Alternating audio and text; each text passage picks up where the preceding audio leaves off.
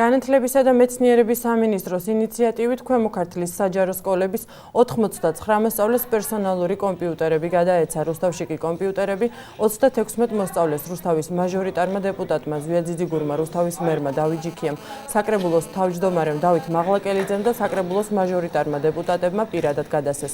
დაჯილდოების ცერემონიალის დაწყებამდე რუსთავის მერმა და რუსთავის მაჟორიტარმა დეპუტატმა მოსწავლეებს და მშობლებს სიტყვით მიმართეს და წარმატებები უსურვეს. მოსწავლეებში მოტივაციის ამაღლების მიზნით საქართველოს განათლებისა და მეცნიერების სამინისტრო პროექტს უკვე რამდენიმე წელია ახორციელებს. პროგრამის მიზანი აკადემიური მოსწრების წახალისება და წარჩინებულ მოსწავლეთა წარმოჩენაა.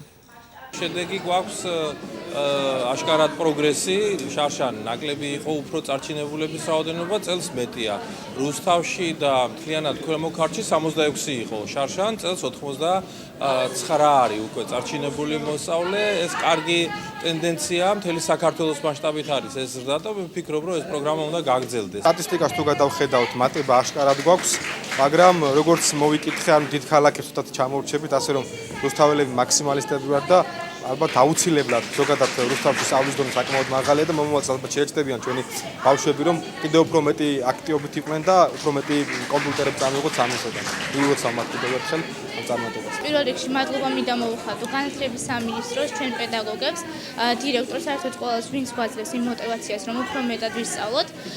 ასევე უნდა აღვნიშნო, რომ 23 საჯარო სკოლის მოსწავლე და ძალიან კმაყოფილია და უფრო მეტი სტიმულია იმისა, რომ ბავშვებმა გააგრძელოს სწავლა. სულ 99 მოსწავლე იყო, აქედან 36 მოსწავლე გახდათ რუსთავის საჯარო სკოლის მოსწავლეები.